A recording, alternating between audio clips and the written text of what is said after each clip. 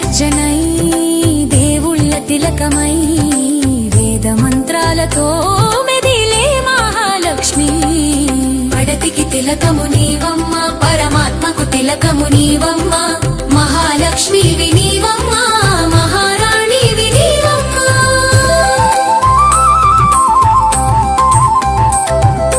పసుపున పుట్టిన పావన వర్ణమా పార్వతీ పాదారవింద ప్రీతమా నిత్య శుభ కార్యమున శిరోమణి